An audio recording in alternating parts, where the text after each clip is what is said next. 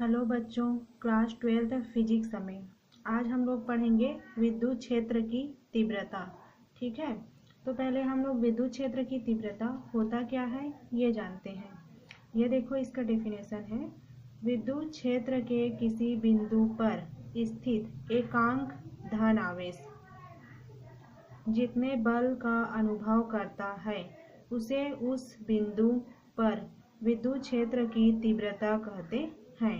ठीक है, मतलब हम लोग का विद्युत क्षेत्र का तीव्रता विद्युत क्षेत्र के किसी बिंदु पर स्थित एकांक धन आवेश वो क्यू नॉट परीक्षण आवेश रहता है, उसको बोला जाता है। जितने बल का अनुभव करता है उसे उस बिंदु का विद्युत क्षेत्र की तीव्रता कहते हैं।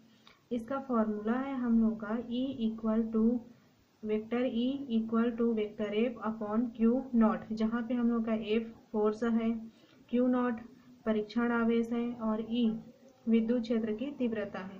उसको अदिश रूप में हम लोग लिख सकते हैं वेक्टर हटा के एफ अपॉन क्यू नॉट। ठीक है, ये हम लोग का विद्युत क्षेत्र की तीव्रता है ना, ये विद्युत क्षेत्र की तीव्रता, इस फॉर्मूला को हम लोग यूज करेंगे। फिर इसके बाद इसका आगे देखते हैं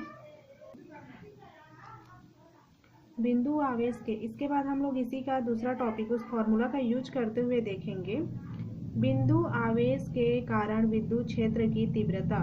बिंदु आवेश के कारण हम लोग विद्युत क्षेत्र की तीव्रता ज्ञात करेंगे। ठीक है, तो उसके लिए हम लोग देखते हैं हम लोग का बिंदु आवेश के कारण विद्युत क्षेत्र तीव्रता ज्ञात करने के लिए एक चित्र प्रदर्शित किया गया है।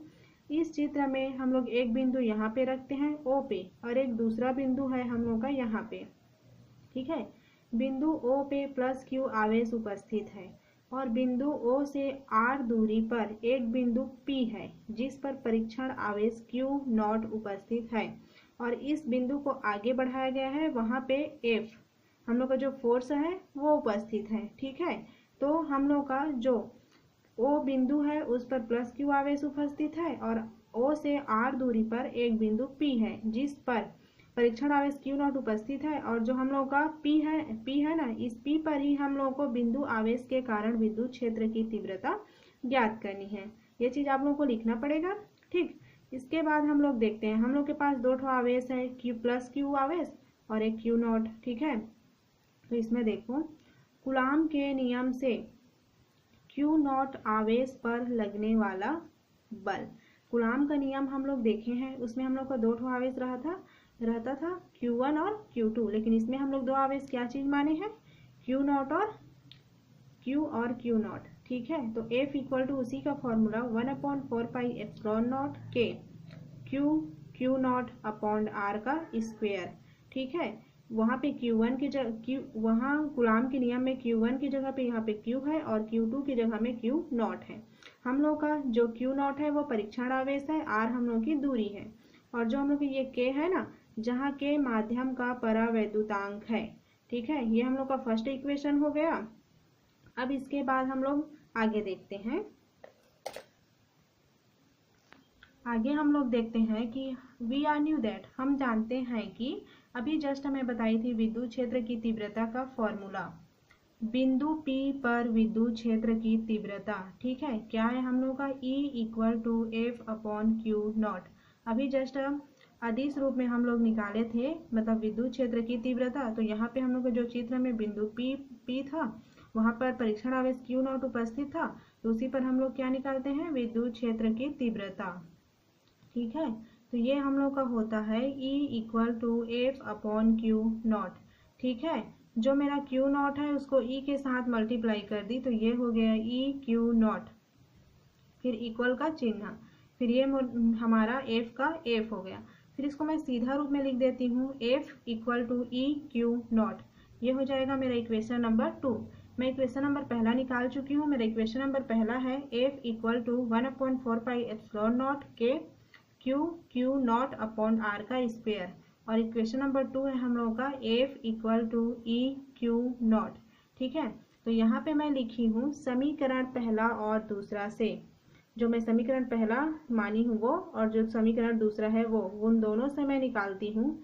तो जब दो समीकरण का एक साइड इक्वल होता है, जैसे लेफ्ट है या राइट, तो यहाँ पे एफ है दोनों के लेफ्ट साइड में। ठीक है, तो वो दोनों हट जाएंगे और ये जो उसका राइट साइड में है वो दोनों इक्वल हो जाएंगे। तो ये होगा E E Q naught equal to 1/4πε0 के क्यू का नॉट अपॉन आर का स्क्वायर। ठीक है, तो यहाँ पे जो मेरा क्यू नॉट है वो दूसरे साइड है, क्यू नॉट इक्वल के ये दोनों आपस में कट जाएंगे। ठीक है, तो यहाँ से मेरा बचा ई और यहाँ पे 1/4πε0 के और ये क्यू का क्यू, ये आर का स्क्वायर। ठीक है, इसके बाद हम लोग मानते हैं कि जो हम लोग का के माध्यम का परावैद्युतांक है, ठीक, उसका वैल्यू क्या ले लेते हैं हम लोग 1। तो यहाँ से जो है मेरा के है माध्यम का परावैद्युतांक के, वो हट जाएगा। तो यहाँ पे क्या हो जाएगा, उसका मान 1 होने से यहाँ पे ई का ई ये 1/4πε0 का 1/4πε0 और यहाँ पे क्यू, उसके बाद है मेरा आर का स्क्वायर, के जगह में 1 हो गया। ठीक है, इसको ज्यों का त्यों एक बार लिखी हूँ क्योंकि यहाँ पे थोड़ा सा मेरा गलत हो गया था, इसलिए के जगह में 1 रखे। ठीक है, तो ये चीज हम लोगों का क्या है, जो बिंदु आवेश के कारण विद्युत क्षेत्र की तीव्रता निकालनी थी ना, वो है। यहाँ पे हम लोग का ई क्या है, विद्युत क्षेत्र की तीव्रता को प्रदर्शित करता है।